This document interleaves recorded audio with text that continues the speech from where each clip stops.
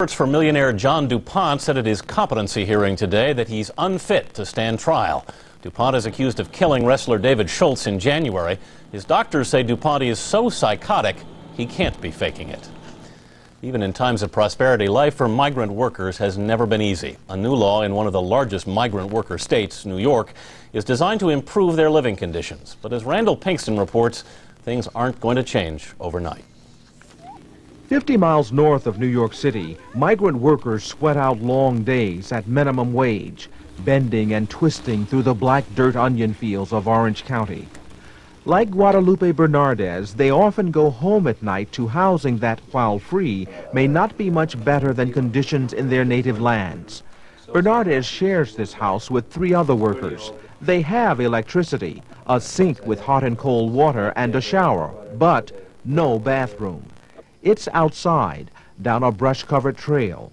He says it like in the middle of the night. It's difficult to go out, and if you're sick or if you have some problem, it's hard to get out. 2 men in a trailer across the yard use that same toilet. Beyond inconvenience, there are also risks. A milky liquid poured out of a pesticide truck nearby. Advocates claim it could be worse. Some places there's exposed wiring, there's no running water. A mile from Bernardez's camp, other trailers where workers live also sit near outhouses and pesticide trucks. But state health officials insist conditions like these are not the norm. There's 430 facilities that are regulated as camps in New York State. Less than 47 of those have either privies or portable toilets. Now conditions are supposed to get better for Bernardez and workers like him throughout New York.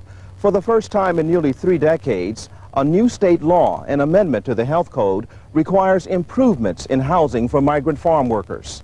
Going beyond some federal standards, New York State's new housing code for migrant workers requires all camps to eliminate outdoor toilets within the next 3 years, install smoke detectors, and provide reasonable access to emergency phones. It may not always seem like it, but there are certain laws that protect you about the conditions of your housing. Advocates for migrant farm workers are not satisfied. Camps with fewer than 5 people still won't be regulated or inspected, and new waivers may give farmers new outs. There are so many wormholes and ways to weasel out of the existing protections that it's a real cause of concern. Large camps generally offer the best conditions, communal kitchens and showers, even private family units. But smaller farmers like Chris Pawelski say regulations can really squeeze them financially. How expensive is it to maintain housing for workers?